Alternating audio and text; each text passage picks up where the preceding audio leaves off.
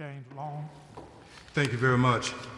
This is our meeting procedures that I will read for the convenience of our television audience and to those persons who are with us this afternoon. Please advise all members who come to the podium to speak directly into the microphone. We record the minutes for legal purposes, and this is the only way to pick up the audio. The Historic Preservation Commission is a 9-member board appointed by the City Council and serve on a voluntary basis without compensation. The purposes of the commission are to promote the educational, cultural, economic, and general welfare of the city through the preservation and protection of buildings, sites, structures, areas, and districts of historic significance and interest, through the preservation and enhancement of local historic, architectural, archaeological, and aesthetic heritage found in the city, through the maintenance of the distinctive character of the city's historic districts, and through the promotion and enhancement of the city's historic and aesthetic attraction to tourists and visitors. Our procedure for conducting business is the petitioner for each item will be asked to come forward, state your name for the record, and present his or her request. The board will ask any question board members may have. Once public testimony and discussion for a particular item has concluded, the members of the board will deliberate and will render its decisions. Members with a personal or financial interest in any request are required to recuse themselves from voting. I would like to take this opportunity, and we've already had the members of the Historic Preservation Commission to introduce themselves, and I would like to take this opportunity to introduce our planning control staff, Ms. Christy Anderson to my right and the audience left, and Ms. Paula Richardson to my left and the audience right, and we'd just like to thank them as we do every meeting for taking time out to be with us as they do each second Tuesday of the month. A quorum of the Historic Preservation Commission is 5 members of the 9-member board. It takes 5 votes of the HPC members in attendance to take action on each item, either for approval or denial. With that being said, I'd just like to open our meetings this afternoon and inform our other commissioner members that you have a copy of the minutes of our last meeting, and the chair will now entertain a motion for its adoption. I move that we accept the minutes as submitted earlier. Is there a second? Second. Okay. It's been moved and properly second that we adopt the minutes of our previous meeting. Any comments, objections? All those in favor, let it be known by a show of hands. Okay, thank you very much. Motion carried, Paula. To our members and to our audience, you have before you a copy of our agenda for this afternoon, and we'd like to begin with item number 1. We've just conducted and concluded our adoption of the actions of the March 13 meeting. We go on to 2A, and we'd like to ask Ms. Carol King for our 50th year of preservation in Montgomery, an upcoming presentation, our Mayor Awards program, and then whatever else she and her committee would like to present to us this afternoon. Okay. My IT person's over here.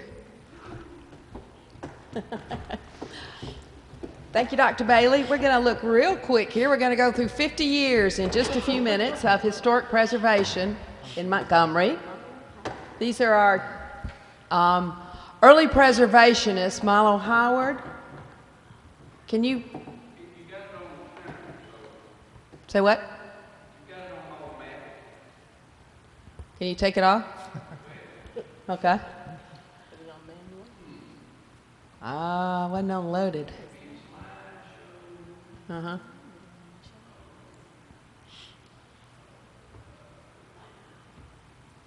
I've been working with him all day. Tommy. Manual. Is that good? Okay. With the passage of the National Preservation Act in 1966, Montgomery as a city stepped to the plate also, and in 1967 initiated city ordinances, which are the mainstay of what we actually operate today. The city ordinance established the Historic Preservation Commission as well as the Architectural Review Board. The early preservationist Milo Howard was the director of the Alabama Department of Archives and History, and James Loeb was the founding father of Landmarks Foundation, and together they were very instrumental in getting Montgomery on track very early on preservation-wise. Okay. Next slide. They went to the city of Montgomery and persuaded them to purchase this property in 1968, the Orderman Shaw House on North Hull Street.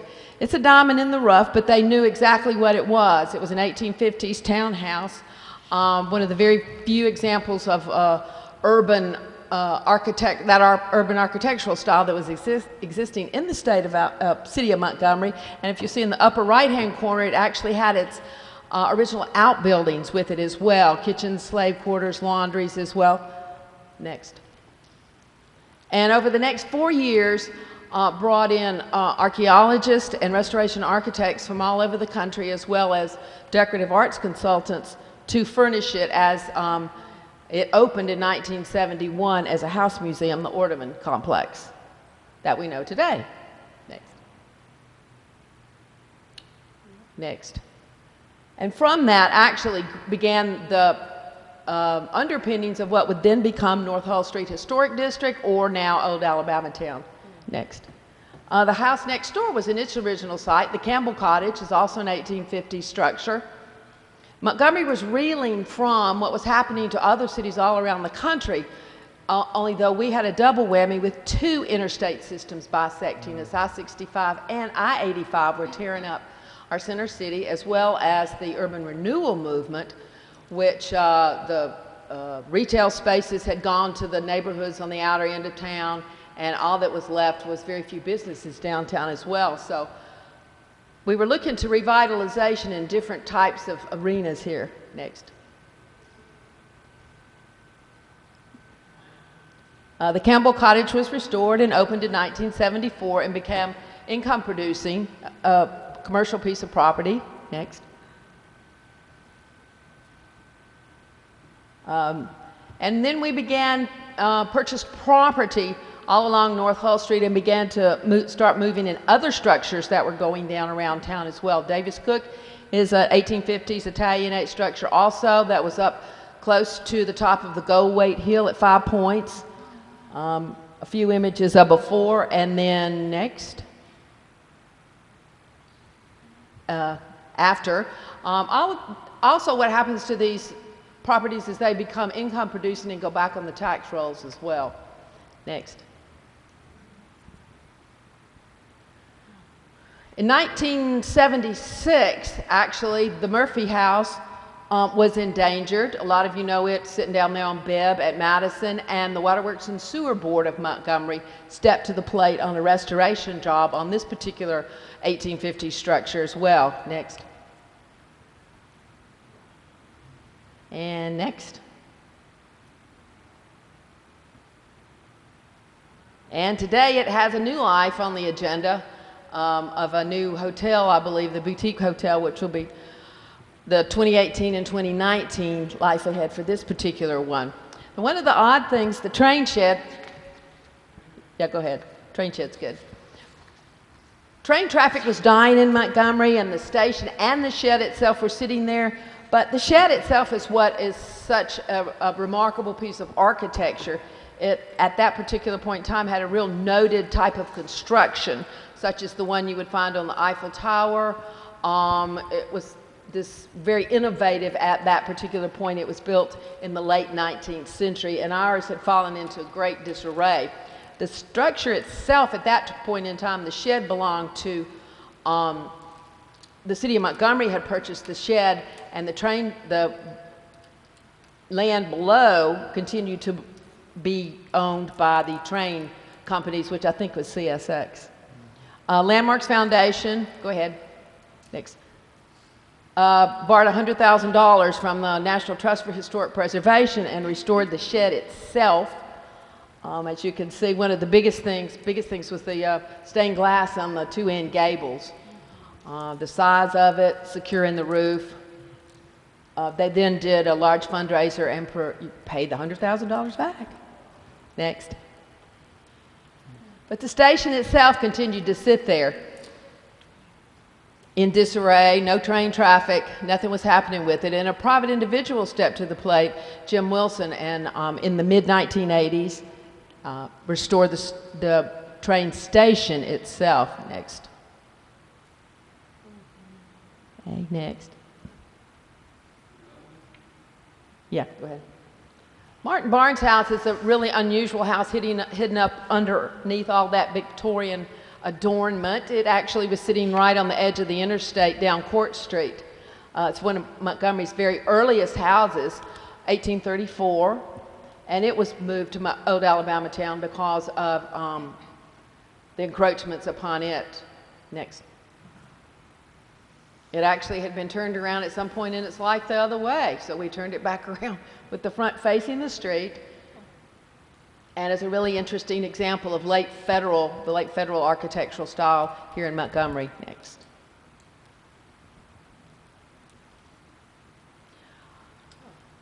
There were items around the county. This is actually Lowndes County, endangered by the GE plant down in Burkeville.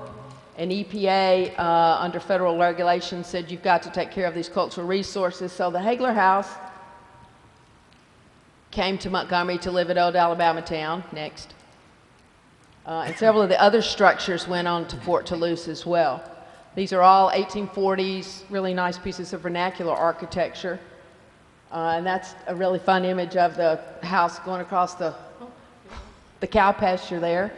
A lot of people are amazed to watch houses move, and it is pretty fascinating. It's not the best or most best practice of historic preservation, but if not, the structures would no longer exist. It was then next. Oh, you're missing one. It was then reassembled at Old Alabama Town. The city of Montgomery stepped to the plate in 1983 with the restoration of the National Guard Armory on Madison Avenue, with a really good adaptive restoration into what is still the Armory Learning Arts Center. Next. There he is. Okay, there's Hagler House. Yeah, next. Another private individual, Scott Street Fire Station, was built in 1898 and serviced the southernmost neighborhoods at that particular point in time. And next. Also about mid-1980s by a private individual, it was restored and now serves as commercial property. Next.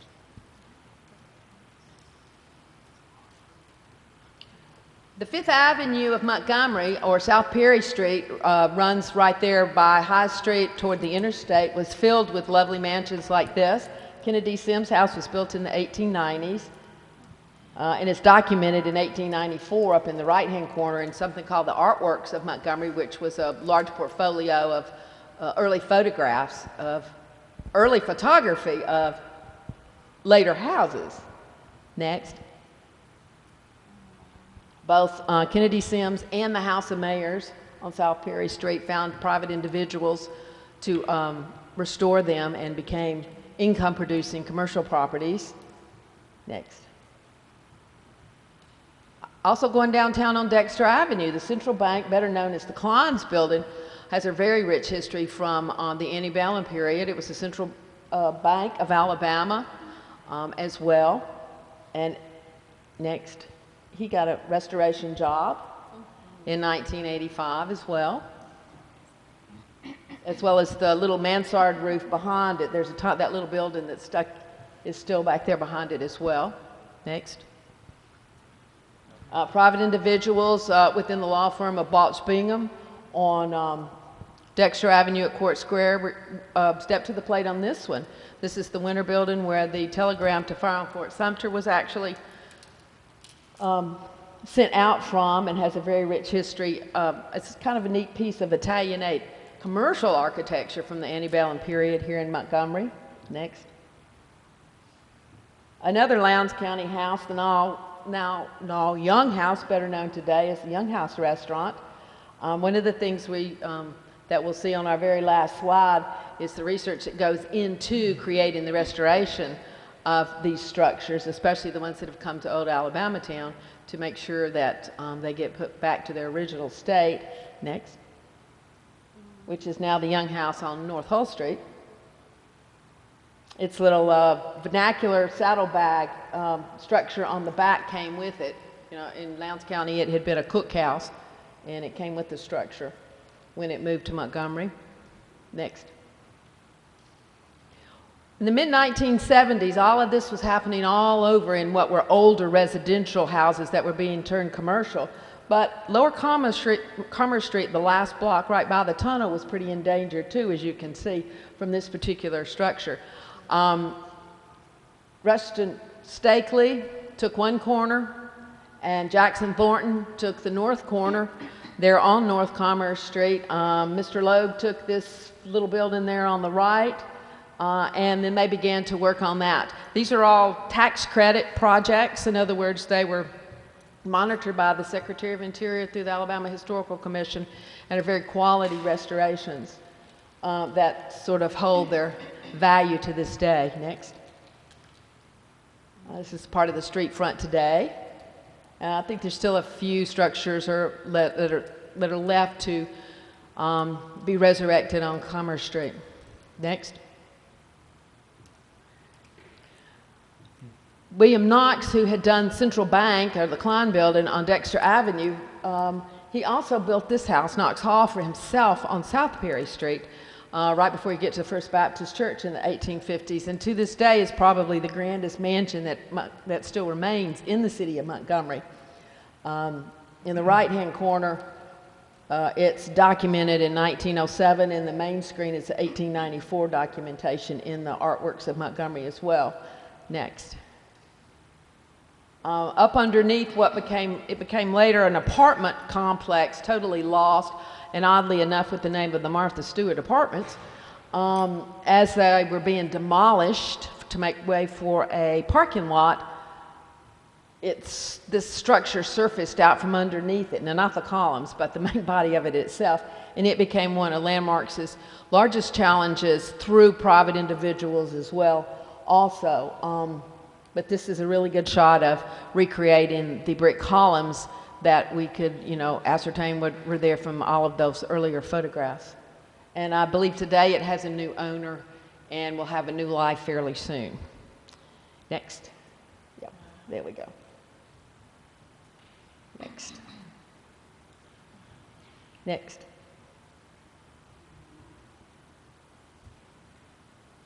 Next. Okay. We even went further afield, Landmarks went further afield to Tuskegee. This particular structure, the Thompson Mansion, was built in the 1850s in downtown Tuskegee. But it had been documented, dismantled, and taken to Bowden, Georgia, and was living in a barn. And the Montgomery Chamber of Commerce was interested in a structure for the City Information Center. This has 4 sides to it, 4 front sides to it. It had 4 grand sides to it, so it would look nice on a corner, would be a very welcoming piece for visitors to Montgomery to see. We had seen it earlier and sort of just sat and waited, and eventually the owner who had dismantled it said, if you want him, come it over to Georgia and get it. So we took cotton trailers to Bowden, Georgia, and loaded all the pieces of this magnificent structure and brought them back to Old Alabama Town next, and put them back together again. He had very well documented the whole thing. There were thousands of photographs, thousands of drawings. Every piece was numbered, but that makes it even a little bit harder because you got to put the right piece back into the right spot. And so the piece came back to pieces came back to Montgomery. This was also a Habs House Historic American Building Survey. It had been documented in 1934 in Tuskegee with the WPA and CCC programs that were happening. And so there was a lot of early documentation to the structure as well. So you could, you know, even though it had fallen in disrepair, we could see what was missing from the 1930s to the 1980s. Next. And he was put back together again. He served as the city's Convention and Visitors Bureau for 7 or 8 years, and now it also is commercial property. Next. Ware Farley Hood House, a lot of people knew it, sitting up on the top of the South Hull Street Hill. It actually had been moved itself back around the turn of the century and was sitting right on the cusp of the corner of South Hull and Adams Avenue. Next. But it had also been federalized at some point. We were going to bring it back to its original 1850s Italianate, but in the meantime it had to take a ride down the hill. You can see he's on the trailers and trucks, and he just happens to be passing the Capitol during a Civil War reenactment. But next. And today he sits at the top of North Hull Street with his original adornment. Now, we had early photographs that could tell us, you know, what it had looked like originally, as well as when it's secured down for move. There's always lots of silhouettes and shadows that tell you where things were missing too. So, next. This is probably the biggest feat of restoration in Montgomery. However, the 5 Picket House was located behind the federal courthouse right there on Court Street at Clayton Street. It had been a house up until the turn of the century. It became the Barnes School for Boys, and it also was built very early in 1837. It was a 3-story brick structure, and the Montgomery County Historical Society was given the house by the federal government with you know, had to come off the site with the expansion of the federal courthouse. So, next. It moved 1,000 feet in about 72 hours. Very slowly, you couldn't even see it move. But this is probably one of the largest preservation feats that has ever or will ever take place in the city of Montgomery.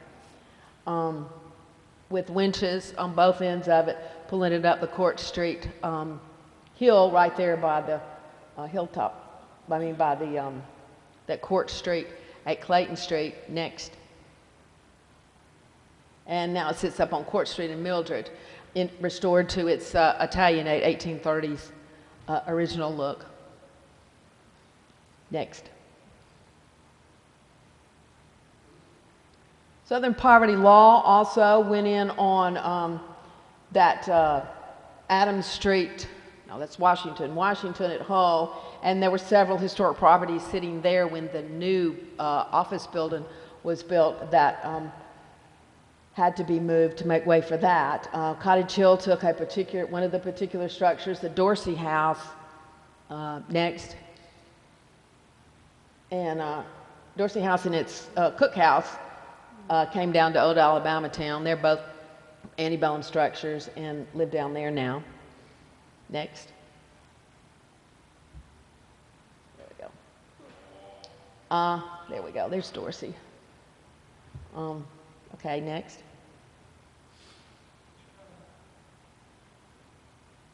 But the Wilbanks house is another pretty amazing feat as well. This particular structure was lost amid car companies, mechanic establishments. It became the state mail room at one point, the state filling station, motor pool at one point, and it was just adjacent to the North Hull Street Historic District. It was very well documented before anything came off of it, because as you can see, there's all kinds of warehouses that are added onto it in all different directions. Even today, the gas tank's still underneath. The lawn itself, next. And it's income producing as well. Now, it goes back to about 1855. It was actually part of the original Orderman complex. They sold off a piece of property to Mr. Noble, who built this particular structure about 1855. And he could look out his back door and see the front steps of the Capitol at that particular point in time, because Montgomery's just become the capital about 10 years before. So you were seeing structures like this pop up all over. Next. This is the third. This is actually the second. No, this is the third. This is the third crest building that somebody didn't put something in the right place. This is a brand new building that collapsed in 1929, and of course in the right-hand corner, that was the structure that we know today. Next. That is under restoration, almost complete, I think, and some of the specs that were going into it as well on Dexter Avenue. Next. We haven't even touched on the historic districts that are actually coming, and what has happened to them in the past 50 years. That's just a list of the ones. That's for another time. When we talk about the history of our historic districts, these particular districts, some of them are locally designated, some of them are national registers, and all display really rich pieces of Montgomery's architecture, anywhere from the late 19th century to the early 20th century. So this is just somewhat of a sampling of what can be in the next presentation that we do. Next. This is a little before and after, 50 years at Old Alabama Town. To the right is the blocks that were there. To the left, of course, is what's there now. But north of downtown, we're full of blocks like these, bait shops, used car places, or no working car places as well. Next.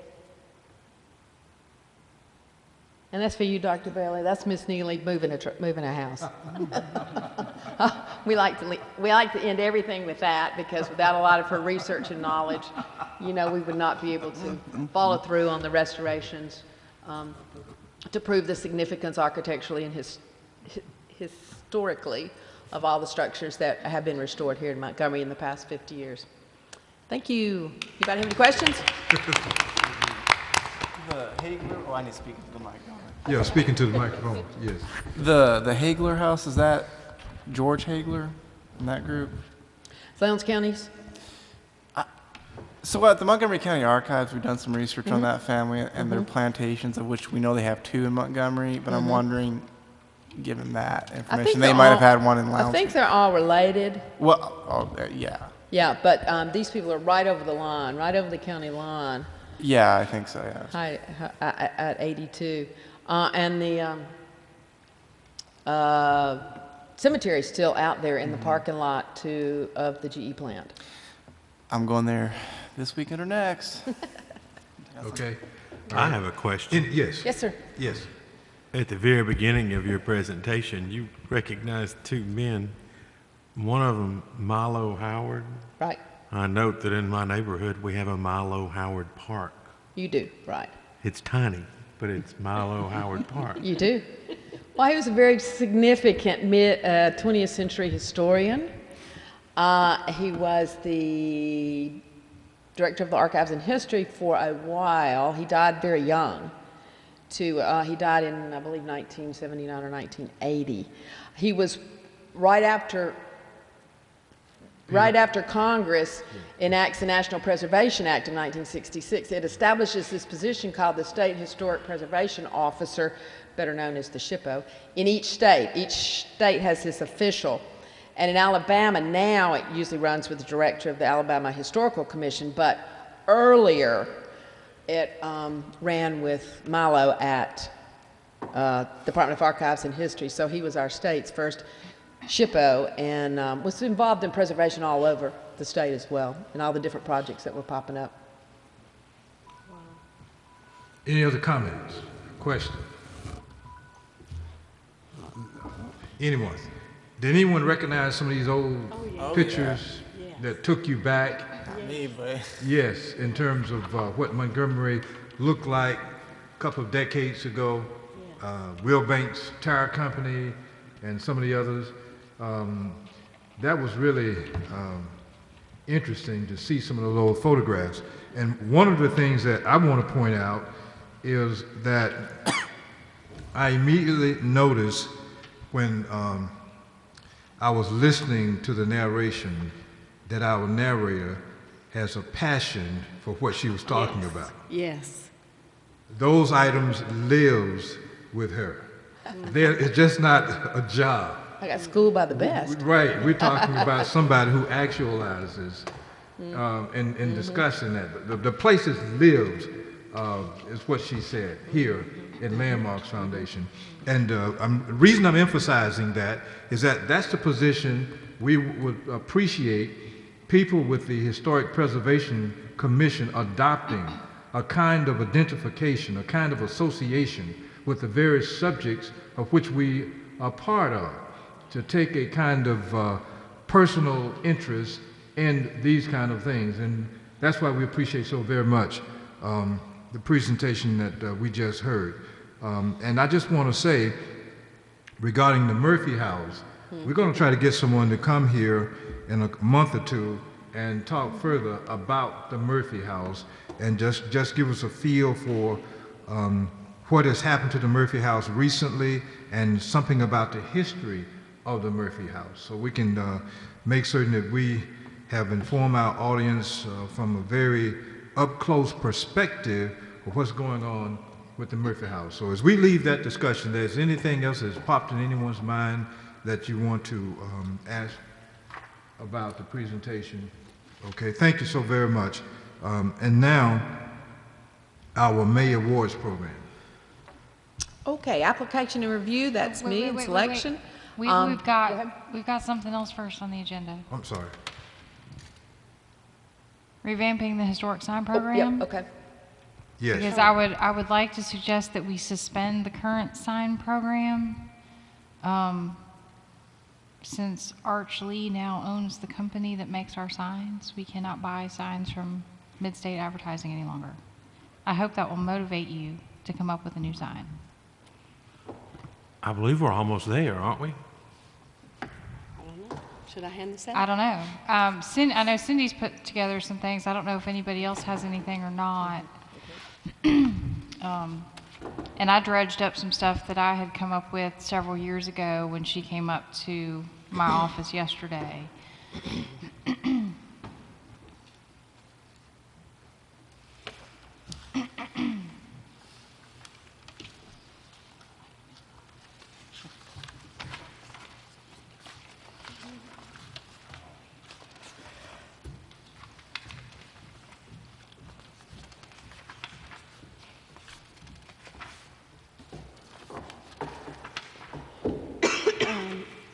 Carol and I both talked to the people at Charlie's Trophies about pricing and so forth.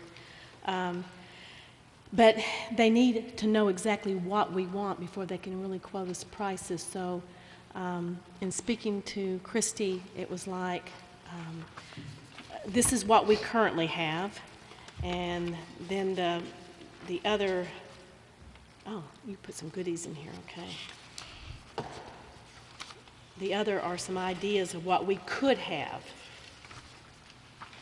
And I also included the image of the Landmarks Foundation in Old Alabama Town, because as you saw in Carol's presentation, Mr. Loeb was involved with the creation of the Historic Development Commission and Landmarks Foundation, and we both use the same fountain logo.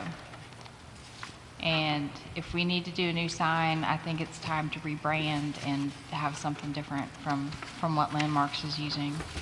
These were ideas of what we could use for a logo because they're distinctly Montgomery. Doesn't mean we're limited to that by any stretch of the imagination. This is City Hall, the columns on it looking very much like Franklin, Tennessee. Christy brought this to my attention, like Franklin, Tennessee's. And obviously, another thought that is written on here is, do we want to have a standard sign that no matter if you live in Cloverdale or Capitol Heights or you're a building downtown, you're a Montgomery Historic Preservation Commission historic building. So are we, right now we put, it's just a historic building of Montgomery, and then you can put the name of the house on there, or some of them have the community name. Yeah. And the it district has the name or date. the neighborhood.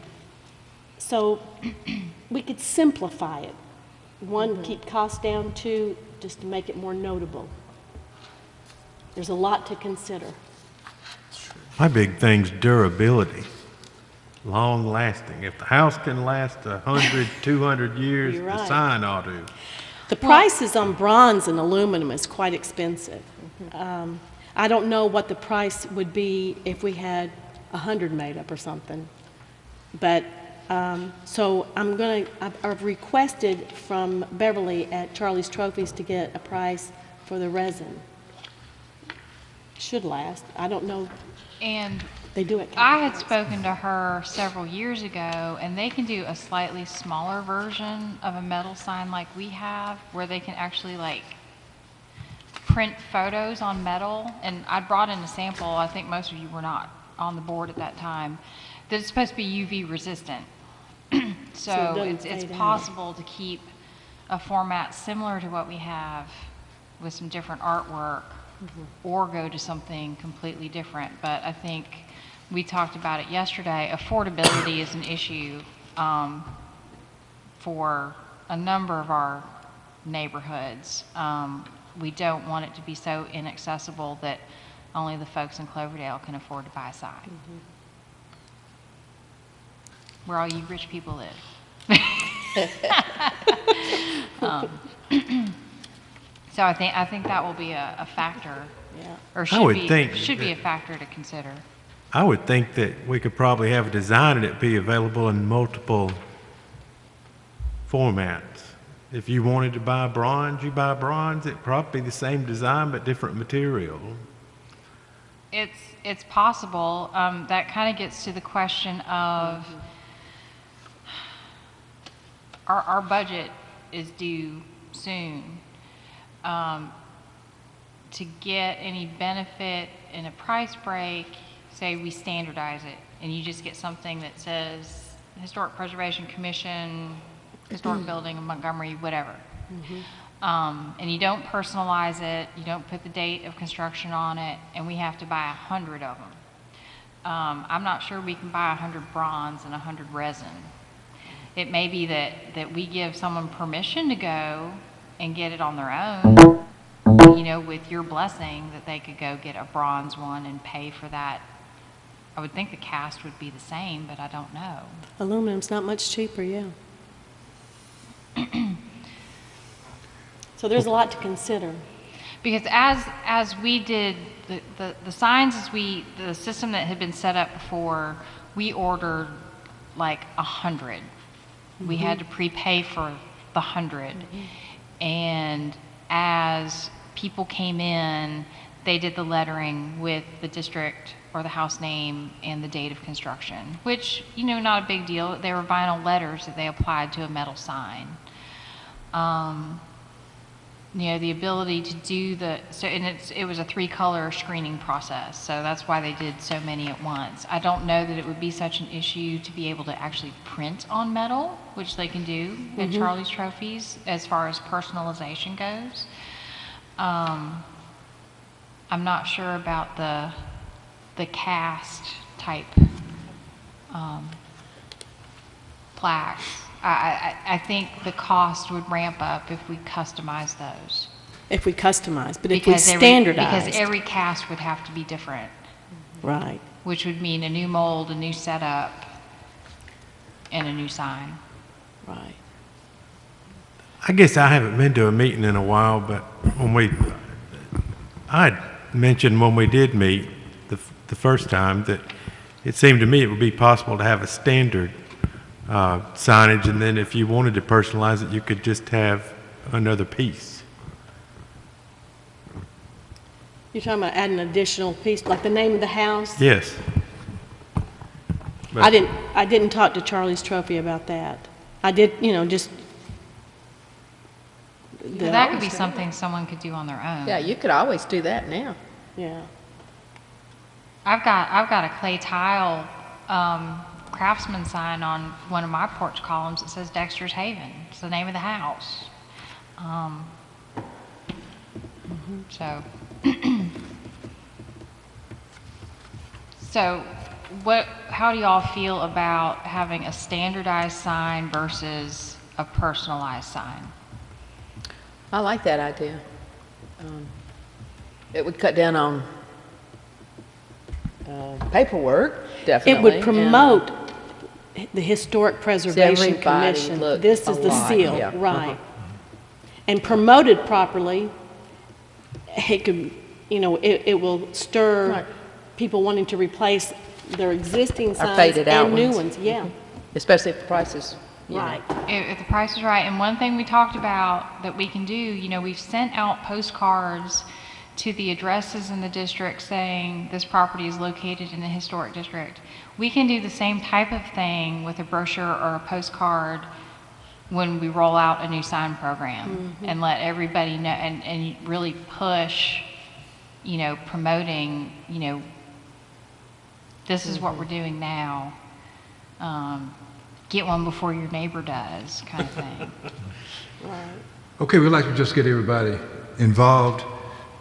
We have on the floor the question, do we lean toward the personalized sign or the more, for lack of a better word, generic sign? More one size fits all? Let's just hear from everybody if possible. We don't want to leave anybody First of out. all, is our committee done? No? No, this is just the first draft of what we've come up with. Okay. Just want to get some feelers from the entire commission. Yes, sir. Go right ahead. So when you talk about a personalized versus, now these on this that you're giving us here, the ones on the back, that's the generic.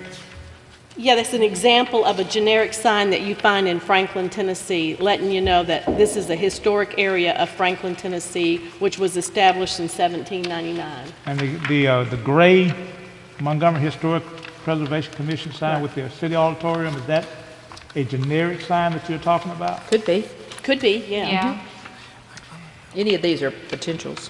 These are just ideas These to... were just ideas that I had played with several years ago to look at just coming up with kind of a seal.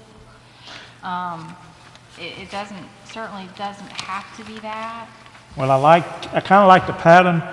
My problem, my concern is, and maybe my question is, if you don't have a sample of, an actual sample, I don't know how it looks when it's I all gotcha. paper and in the metal.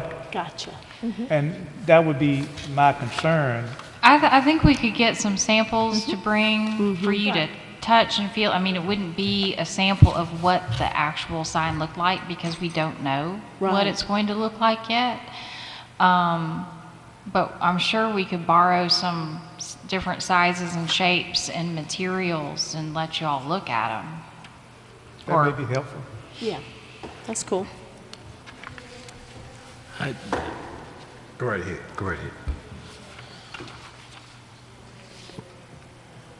Do we have a de facto chair of our committee or No, we don't. no? Well, I shot out an email, but I didn't get any responses back, and I kind of went into a panic because I knew we were supposed to She make knew a they had presentation. that there was a deadline, and she went into panic mode last week. so- Okay. I get 100 emails a day and I can't keep up with them. That's right. I suggest that we get together after the end of the meeting, and why don't we schedule another meeting of Okay. our committee? Sounds good to me. And I volunteer my office or my home. I don't care if y'all would like to come over. I think we could probably wind it up. There's enough information here, and we could come back to the commission. That's just an idea. So you want to take this back to the committee? Sure. And based upon Christie's suggestion, Mr. Chairman, if I may offer a motion, Chair would now entertain a motion. I'd like to move that the current historic building and historic sign program be suspended pending, I'd say for 90 days to give us time to implement a new program. Okay, maximum 90 days, yes. Any comments? Okay. No, that sounds Is good. there a second to his motion? Okay. I'll second it. All right, so second twice. Okay, 3 times. All right. All those in favor, first of all, any unreadiness? Anyone has a comment, whatever? All those in favor, let it be known by a show of hands. All right. Ms. Bush, you? Oh, okay. All right. Unanimous, Paula. Okay, thank you very much. And we just want to ensure that we are offering the public something that has longevity, is attractive, et cetera, et cetera. Yeah. And I want to commend the body for taking this proactive posture and making certain that we do, in fact, have that kind of sign available. All right? So, that's our revamping our historic sign program report. And just again, want to thank all of those people, Cindy Keeping, Carol King, and Brian Mann for the excellent position that you're taking on that. Let's go back to the awards program for May. Right. We are closed as of last Friday. We got a nice little sampling of nominations for our award. They will be going to the reviewers. And that's mine, yeah. When are the reviewers meeting? Okay, that's... You got a package, right? Yeah. Look, Yes. yeah, look, Okay. yeah, Each the of you reviewers should have have a packet. packages, yeah, and then there'll be some outside people. So look over it, and then we'll get back to you. Okay. Yeah. And Right. Carol has digital copies, except for the one that you brought me. Right, yeah, you don't, I have my digitals. Okay, Right. so. So they'll be she'll going together She's for- got images that can be put into a PowerPoint. Yeah, that will be for the awards ceremony. Right. Now, to the entire commission, you notice under item C, committee reports, if you do not see your name on a given committee, and you would like to take this opportunity to enlist your participation, we will accept that now for any committee. If you see any committee and you see your name missing and you would like to become a part of that committee, let's take care of that now. First of all, let's start with the application review and selection committee. Is there anyone who would like to be on that committee who's not a part of it right now? Anyone? All right, who would like to be on part of the application review and selection I wouldn't mind committee? joining that one. All right, we'll add your name to it. Very good. Thank you so much. All right, Brian Mann. What about the PR Media Invitations Committee? Yes, You can ma'am. add my name to the first one. To the first one? Yeah, To the first one? yes. Okay. All right, Mrs. Bush. I made one extra packet, so I'll have to get it to get one of you another packet. I'll withdraw, and then you don't have to do that. Okay. All right, very good. All right. Now, what about the PR Media Invitations Committee? And that, Anyone? I'm sorry. that is really drafting a press release. We will send that out through the city communications office. If anybody, I know Carol has set something up with Carolyn Hutchison to talk about the awards program. We've inquired, so we'll hopefully be doing a taping with that, with her. Do a taping for her In Focus program on Troy Public Radio. Invitations, you have to decide how you want to do those. We do have some fold-over cards that have the city M on it that we got for thank you notes. We might be able to print on those and mail invitations. I've got a list of all the neighborhood contacts and the city councilman and anyone else, and we sent it to the ARB last year, and anybody else. And of course, all of the nominees get an invitation as well. So I'm pretty sure we mailed those, but I can't remember what we did last year. We did, and then we, because I think we mailed somewhere in the neighborhood of 75 plus. Because we took those down to McQuick, didn't we? And had them printed. Yeah. See, I just handled the invoices, so I didn't actually do the doing. They did that, and then we did a lot of we had an invitation that went out to, whomever. It went down into the neighborhood coalition through the neighborhoods, down into their lists, as well, so that was probably several hundred easy that actually got invitations electronically. Is there a date for working on the invitations? I would say the target to mail would be what, 2 weeks prior? You want more than that? Probably ASAP, really, May the 8th. Yeah. So we're just Close. under a month out, Right. Christy, what date is this? I don't see it on any of the materials. May the 8th, May your Our next next meeting. Oh, I'm talking about the event. 8th. May May the 8th. 8th, the next meeting. The next next- meeting. Oh, it's our next The regular next scheduled meeting. will be the Yes. event. Right. Yes. So, Dallas, we need to get our wives down here fairly quick. Okay, all right. Is there anyone else who would like to join the PR, Media, or Invitations Committee? Anyone whose name does not appear right now who would like to join that committee? Anyone? All right. Is there any question anyone has about that committee? Any question?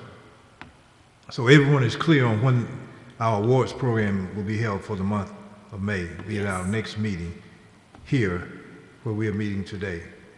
That's where the program will be held. All right. Last year, the place was packed. Television stations, representing the media, and our guests and everything. It was a wonderful occasion. So I just want to give you a feel for what to expect when we reassemble here next month. Reception. Is there anyone, first of all, whose name is not there and you would like to become a part of the reception committee? Anyone whose name is not there and you'd like to become a part of that reception committee? And last year, I've got a box of supplies. I need to check and see what we have, plates and cups and napkins. I think last year, I know Carol made some little finger sandwiches. I made some little chicken salad and pimento cheese sandwiches, and we had spinach dip and a cake and a bowl of punch. So, I mean, that was the extent of the reception, and they ate it all. Every So, bit. just kind of little finger food. Okay, Commissioner Mann or Commissioner Hamburger, is there anything either one of you would like to say at this point? Well, I guess we need to, And you, All I gotta do is let my wife know, and she'll grab this bull by the horns, and it'll be done. This is what she likes to do. we'll, So, I just need to get your wife's telephone number. yeah, just so we have a sense of, so we all don't bring like, Pimento cheese sandwiches. like 400 I million need to pies let her and know, nothing but else. I think you know? I told her last time, but she, Give her the date, okay? she puts on events at our home. She puts on events. She loves doing this. All right, we'll just get contact. There'll be info. fresh flowers and all sorts. It'd just be crazy. Don't turn this into a competition now. No, it's a team effort. Game on. And There is no I in team, right? There is a that me, what though. it is? There is a me. Oh, okay. Yeah, all right, though. We'll get together on that. Okay, good And enough. we warned y'all a little bit before the meeting that part of the reception is the actual award. Do you want them to handle that, or should the award selection committee handle ordering those? I think they've already accepted the challenge. Okay. Haven't you? Dallas- they've I mean, it's already just met, going yeah. down to, Dallas accepted this. Yeah, I'll So, take so all the these review committee will Yeah. get the wording and information Yeah. to you Right. Yeah. to order the plaques, and you just Follow through I'll go on down with the and format have them that Dr. and Bailey either did have last them year. give you an Yes. invoice to give to me, or Okay. have them send me an invoice, or I can do it. I brought one to show them, Okay, just so the format All right. from last year. sure. so. We'll just pass it around. Yeah, I see.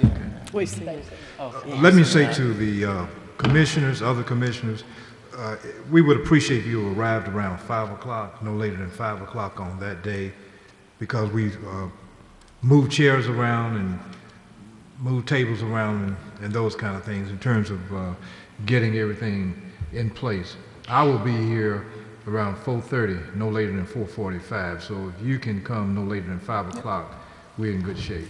we also, Paula and I were talking yesterday, we did not do a very good job of taking photos last year. So if one of you can park it front and center and take some pictures, or several of you, so we've got good coverage of the presentation and the awards and the food and the setup and all that good stuff, that would be much appreciated. I volunteer to do that. I've got a very nice camera and a big old flash and all that. There you go. Christy, Rosemary took a lot last year, so I'll cut you a CD if you want, because Yeah. that's where we were Because I pulling was everything, taking because she some, but I came was to having do to run that. out to do food stuff, and I was in and out, and I missed a lot. So. Right, yeah, we'll do that. Okay, any question, comment? Yes. Chairman and Yes, sir. other commissioners, it's tearing me up, but I have a real conflict with May 8th, unfortunately. A long planned and paid vacation for my granddaughter graduation gift that the family has planned to Orlando for some time. I can't seem to get out of it. We're going So to move the awards don't program really want to to get out of it Orlando. either at this point. But the whole family is going down there for that graduation gift. And I really want to be here, but I'm going to need to be down there that whole week. We'll show you the pictures, how's that? And Commissioner Long, we will announce at our program that you were unable to attend because you had a commitment to your family and you deeply regret that you will not be able to attend. We will announce that. Have fun. Okay. Thank you so much. Yes, sir. Okay, anything else as we continue to move on? All right. Preservation leadership class. Chris, you want to tell us something about that? We talked about this briefly last month, and I found and modified the kind of breakdown in a table of what I had considered doing as a possible class. The first portion of that were notes that I got from how Mobile had structured their program, but where we would ideally back this up about 8 weeks from the awards program next year, and then make graduation part of the awards program for this class. So this is kind of like finding new disciples and apostles and all that good stuff to go out and preach the gospel of preservation, and not in the sense of the hysterical aspect of it, but just to kind of give people a better sense of place, the importance of place, Montgomery's history, Montgomery's architecture. We'll talk about the rules and regulations and how that's structured from starting with the Preservation Act and working down to the local code. We talked about adding an architectural survey component to it, possibly doing a building tour, and that could be something that is under renovation, or possibly a building that's got issues where we might want to have a code official talk about some of the issues that you might face with a building in that particular condition. Mobile did their last class in the cemetery. They did a tour of the Church Street graveyard and had supper. I thought we might have fried chicken on AstroTurf at Hank's grave or something like that. I don't know what Hank ate, but I know he's got some green grass up there, so that might be a good place to end up. And then wrap graduation into May 14th. I had a preliminary discussion with Michael Panhorst at Landmarks about partnering with us because they've got a great space that would work as a classroom. He suggested it would be better if it was done during the day. My feeling is that the days of ladies doing preservation have passed us by, and that is not the audience we need to reach. It needs to be after 5 o'clock. So I have talked to the director at the Armory. I have not had a chance to go over and see what their space looks like, but that is a possibility. This room is terrible, as we all know, acoustically. It's not your fault that it's terrible. How many people are you thinking will be students in this class? I would like to. It kind of depends on the space. So, I mean, if anyone has suggestions for a space that might work, let me know. But I kind of initially thought that maybe the first year we would cap it at 20, so we could allow any of the board members who want, from either board, who want to attend. That would get us up into the range of 38. I can guarantee that not every board member, certainly my ARB members, I don't know that they would come. But part of that will be determined by space. You know, the library just did a $3 million renovation. And Are they open? They are open in a couple weeks, and so we can take a look at that. You know, their auditorium holds 150. So Okay. you know, That might be a good place because it's got parking. good parking, centrally located, Nice. yada yada yada. Yeah, because one of the things I would like to do is, you know, obviously use this as an opportunity for board training. So if y'all want to come and learn, and I expect some of you will probably participate as well. But I would also like to, at least the first year, open it up to the magnet high schools. And, you know, do a discounted rate if someone is sponsored by a teacher. You know, I think this person would, you know, have a letter of recommendation from a teacher and try to tap into that group as well. You know, I've been working with Foster Dixon at BTW. He teaches creative writing, but he's very interested in history.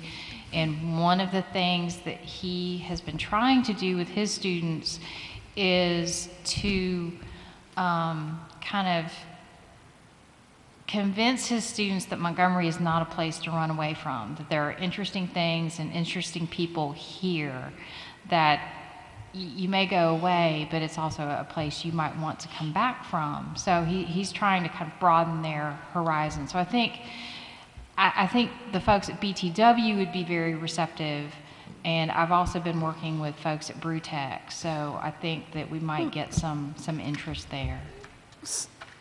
Can you expound more on the why the charter school, Avenue First? I'm not Or getting the magnet school? No, I'm sorry, charter school. You know, foreshadowing. Just because I have an existing relationship with a couple of them. Okay.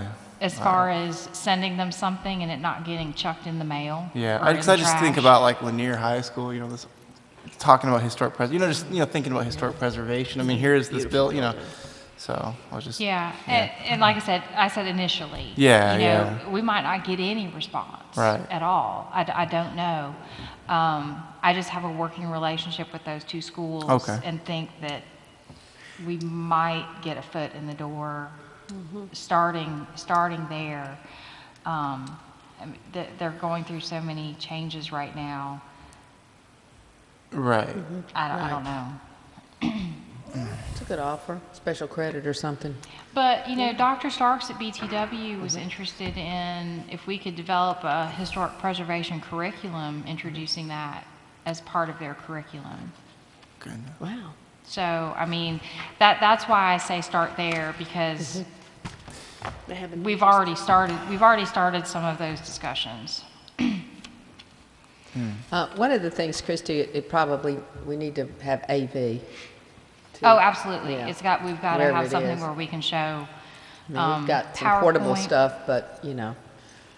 And, you know, the nice thing about the library is that there Big are news. some buildings around it. If you did a survey, It's true. that we Yeah. could go out and look at Right. the Elements Tyson and- House and Not to That's all. mention the library itself. I mean, this Yeah, is like just pretty cool. you know, kind of an example of. Well, you're the architectural specialist, Christy. You tell me, but it's this kind of this mid-century kind of just like you know. well, you got that. You've got Sure. Baldwin, Right. right around the Baldwin, corner. Grill House is sitting there. Yeah, I mean that might be a good place where you, because the armory. I was trying to think, well, where would you go? You'd have to actually go somewhere We'd have to else. walk. Well, I mean, I just think to like do you that. know, That's- yeah. the library is centrally located, but also they spent $3 million on this. I mean, Let's use that's a that. significant investment. let's you use know, it. yeah. Make them feel good too. Well, I mean, Well, they do if a we- lot, so let's work with them if we can. I've got a contact there if we want to, as we discuss this further, pursue that. And if we do it in March, maybe start a couple, like you said, the end of March, but a couple of weeks earlier, the time will have changed, and so we can do some street walking as well. Yeah, because Get a that's little part of, textbook first, and then that's street part of what walking. Devereaux had said, is that they did kind of the tour stuff as the days were getting longer. So by Right. the time they got to the cemetery, the sun was up until 7:30. Right, because, we could really easily do a 5:30 to 7 now, Yeah. Yeah. Yeah. so.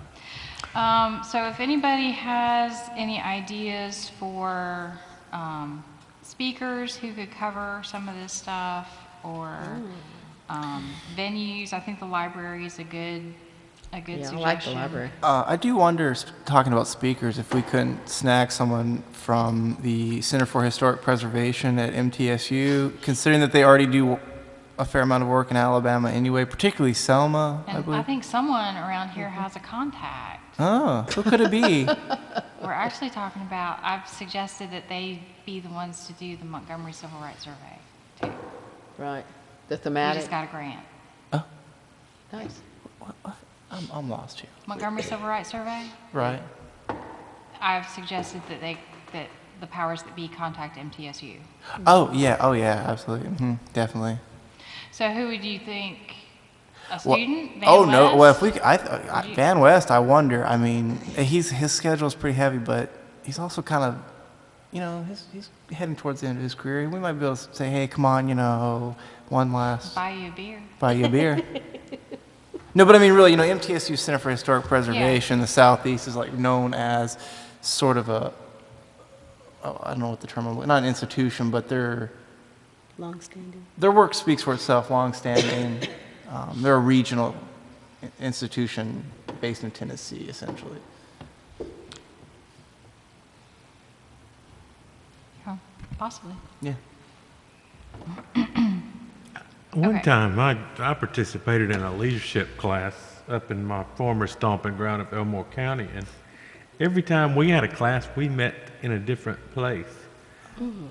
I just started thinking about places that I feel would open their doors to such a class for no charge. I would imagine that I know over where I live, Huntington would. Downtown, I don't know if there's anything all that historical, but as a member of the State Bar, I can use our facility for nothing. They have a very large meeting room where the Board of Bar Commissioners meets, and I believe they have a parking lot there beside the building. But there would be other opportunities like that. I would imagine there are some beautiful historic churches that might be a easy place to meet. And last month we had the City of St. Jude present. They might have a classroom or facility, and I understand that would be quite the sight to see. And I believe the Supreme Court has an auditorium of fairly large size. And it's right here in downtown Montgomery Yeah. that And we I can know use. somebody there too, so Yeah. do you. There's some kind of meeting space in the old Supreme Court Yes. that they encapsulated down Ooh, that would underneath be the old That's the old chambers is an interesting place. That's a real neat Snow globe. building. Yeah, I love it. Anything else that we want to add to this? Just very exciting. So think about venues and people to talk, and I don't know, maybe our first year we want to do it in one location so we can figure out what we're doing. Yeah. And then, I don't know. I'm Okay. winging it. I'm going to try to come up with a budget for materials. I still have a bunch of flash drives from when I did the Realtor continuing education classes. We for several years we did binders of maps and materials, and then we put everything on a flash drive. But I think what we can do is, I have been told we can set up a special project fund. So if we do charge admission to help cover the cost, we can buy food, provide the food for that last picnic, cover materials. Anything left over can go towards the awards program. We can kind of start self-funding some of our activities because we're fairly limited on what we can spend on food. But it might give us a little pot to work with as we move forward. So then what is our next step in relation to this project? I mean, what goals do we need to start setting and working toward? I mean, what's the next step? Well, I think that what we need to do is, I'm very much a plan ahead and not do it at the last minute sort of person, because I would really like us to have some sort of brochure that outlines what the class is going to be. I think the next step is really probably finding a venue. Find out where we're going to, because we're going to need that piece in the send out for the brochure, and have something ready to go and start promoting at the end of the year. Well, and I think it would be, we may even need to be available to go to some of the neighborhood associations and talk it up too. And so that if would we've got a give us- couple of extra months. So if we had the materials prepared, Right. then that would give us the fall to kind of Market do it. any sort of dog and pony showing that we needed to do, shop it around essentially, and Maybe we'll have and the then historic marker. start sending stuff out and decide what our capacity is, what the limits are. And I think even if the classroom space would accommodate a lot of people, when we start looking at needing to do maybe walking a street to learn how to survey, or go to a building and look at it, I think we're going to want to limit the number, cap that at something that's manageable. Because I know that when we did the tours on Dexter Avenue with Leadership Montgomery, they had to split us up into groups because there were too many of us to get in the buildings. So just something to think about what's a manageable limit. And like I said, I was thinking maybe we cap it at 20, open it up to everyone on both boards, and if anybody else, and if someone says, I'm definitely not coming, then that means we've got one more slot. So that may put us at the 35 to 38 range. That's a good size. It's a good size. What kind of cost are you talking about? Are we going to charge? Yeah, I think we should, because if they pay for it, they're more likely to show up. Right. Anywhere from 25 to 50, and do some sort of student discount if a student wants to attend.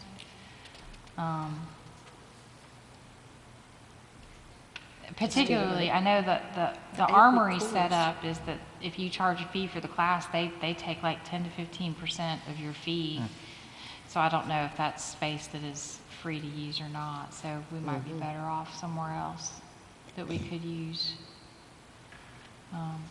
But that would impact the cost, certainly, if we had to pay for space somewhere.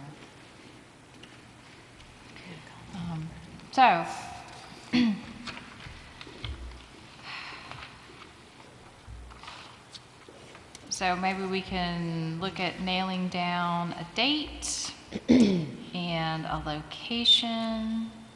So those of you who have contacts in various places, if you can find out about space.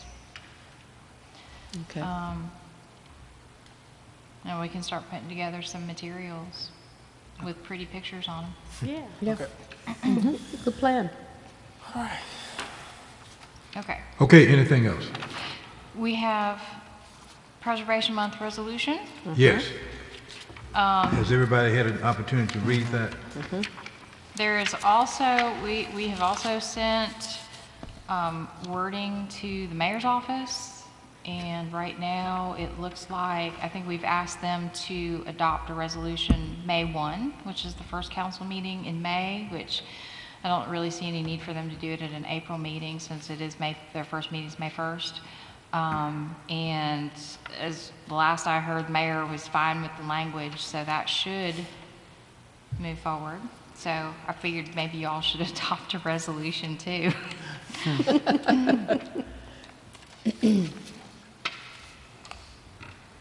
Well, I move that we adopt the resolution recognizing May 2018 as National Preservation Month. in Montgomery as, Is that a second? I second All right, it. moving proper second. Any unreadiness? All those in favor, let it be known by show of hands. Carried, Paul, unanimously. Thank you so much. So we'll let you sign my copy, or you can Sure. sign your copy and give it to me, whichever, before you go. That'll be just fine, okay? We have with us this afternoon Ms. Lois Cottrell. If you'll approach the podium, she's going to talk to us about the Montgomery Fair, the building. Good afternoon, ma'am. Hello, how It's are you? okay. Yes, I'm not officially on the agenda. Last week I said, oh, I want to reach out, and then I realized next month is your awards month, and June seemed far away. So I know it's very late. I wanted to introduce myself, Lois Cortell, with the Development Department. And we're working on I just wanted to invite you all to call me or email me, follow up. I know Dr. Bailey and Brian from Old Cloverdale and Carroll, but I don't know a lot of you, and I wanted to introduce myself and let you know you're welcome to reach out. One of the things that we're working on right now and been working on for years, largely with Mary Ann Neely, is at the Old Montgomery Fair. We're building a park. It's a really small park. I sometimes call it a pocket park. It's really a pretty unique space, but it's starting to get closer to being finished, and people are seeing it now. And that's why, even though we've been working on it for quite a while, I want to invite anyone to ask questions or call me, reach out. We're hoping to have it open either in the end of May or early June. That's sort of our latest goal. I had been working with Mary Ann in the fall. We'd been talking about adding it to Dr. Bailey and hers walking tour, that they would stop in this location. You know, the next time that happens, let's knock on wood that does happen. And start explaining where the Montgomery Fair was. In the Dexter area, there was at 29 Dexter, there was sometimes it's called the Annex or the Arcade. That part of it had suffered some fire damage with the main part of the building at Court Street. But the city ended up acquiring that front part of 29 Dexter in about 2010. It was pretty significantly damaged, and unfortunately, after Terry Grant and Gordon Davis looked at the building, they didn't think that we could save it. We had hoped that we could go through it, keep the front part, and then open it up into a sort of an egress that would help the Crest building and the old, where the drugstore was at 25. But they said that it needed to come down, and that was pretty upsetting to folks. So we called a group called the Historic Structures Committee together. Christy advised them. I don't know that they don't exist anymore. James Fuller, Jeff Benton, Marion Babb, I don't know, Carol, if you were part of that group at that time, Bob Gamble. And we talked to them about, this building doesn't look like we can save the building, the 29 Dexter portion of the fair, but we may be able to, we'd like to put a facade back up so it's not a tooth, an empty tooth, like we kind of have on the other side of Dexter. And so we talked about what that might look like. And Mary Ann Neely, I love, this is one of my favorite stories, she said, Rosa Parks worked in that building. And so that's the era. I don't mean to say it like that, but it was a very quiet, she was quiet and everybody listened to her the way they always do. She worked in that building, and so that is the era of the facade that you should bring back. And so we were able to salvage significant, so this isn't a building preservation project, it's a park project, but with significant salvage of materials, we were able to salvage the historic vitrolite tiles. Vitrolite is a pigmented structural glass, and I literally created a spreadsheet with rows and columns and labeled with a piece of tape every single one of those tiles. And we saved about 90% of the tiles, the upper part of the tiles, and then 80% of the glass block. The glass block is also 1940s Art Deco glass block. It's 12 by 12. It's actually very large. And we saved 80 of the 114 of those glass block. So that is, the glass block is back up. We finally, I mean, this has been years. We had to wait till the Crest building was done until 25 was done because they've been using that way as access. They needed it in order to do their project. So we had to wait.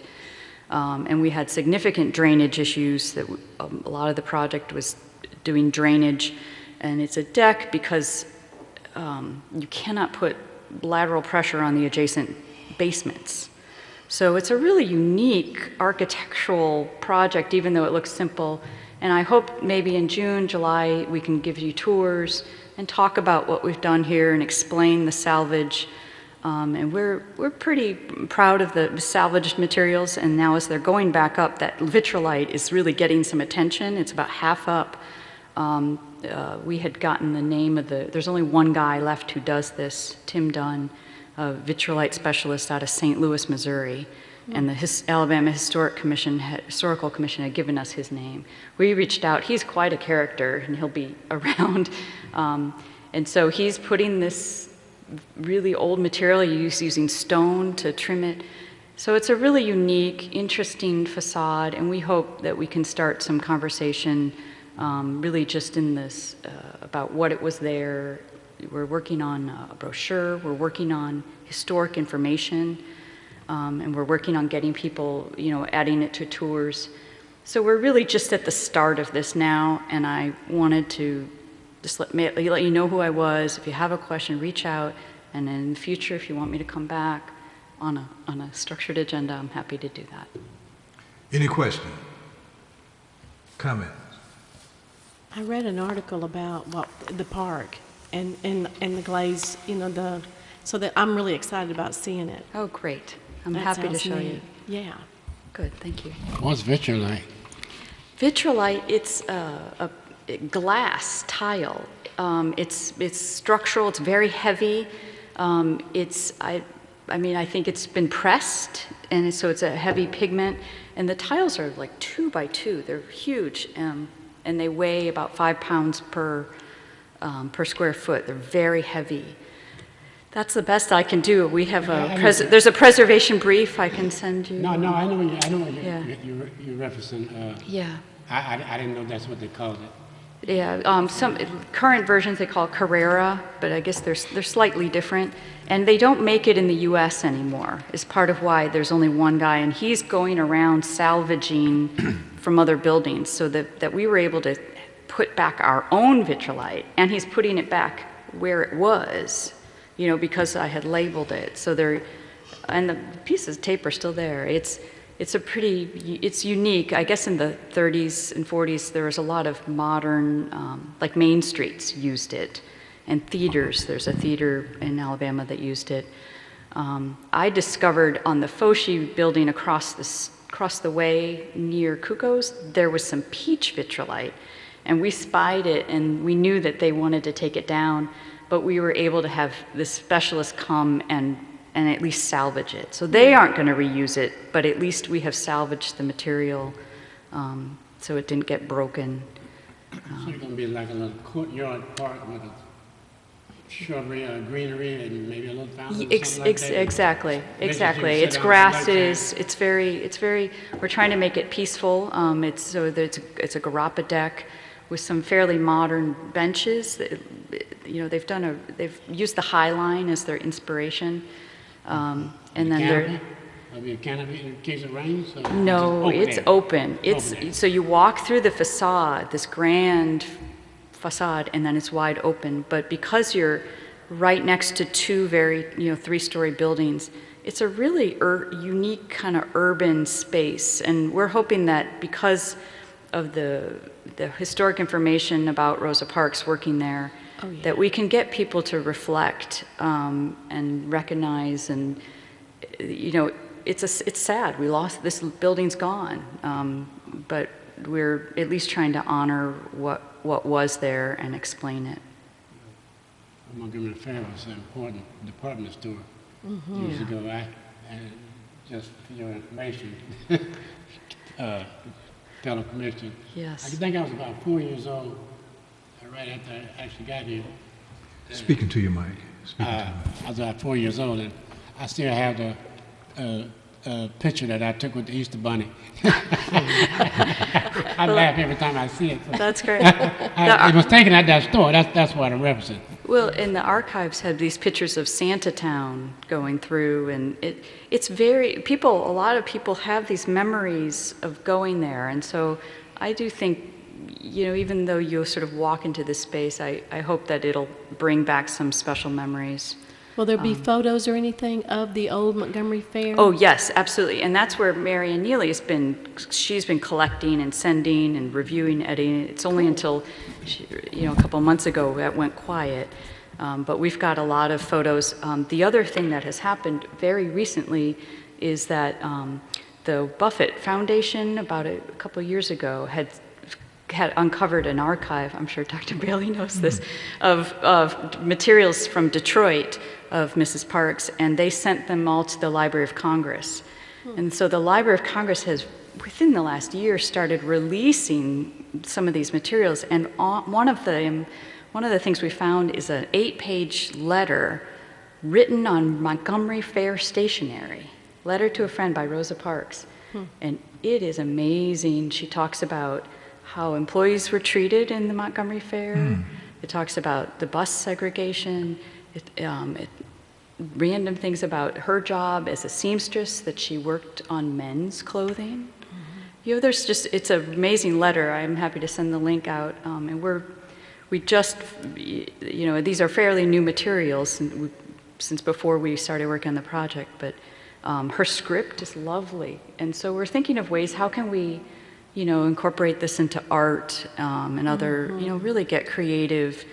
We lost the building, but I think we can create a space that honors some of these salvage materials and hopefully honors Mrs. Parks. Okay. You can have my Easter Bunny picture for posterity. And the Easter Bunny, yes. Yeah. Anybody else? Anyone else?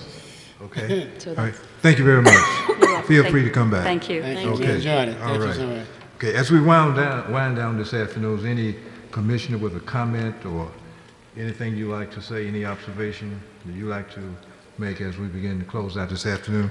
Just like to make a couple of comments. On yesterday, I had an opportunity to visit the Montgomery County Archives, and I talked to Dr. Dallas Hanbury at length, and I invited him at our August meeting to come before us and discuss property abstracts. And if you have your abstract and you'd like to bring to that August meeting and pitch in with his discussion of an abstract, we'd appreciate that. And I also asked him if he would be willing to give members of this commission a tour of the Montgomery County Archives at 4:15 on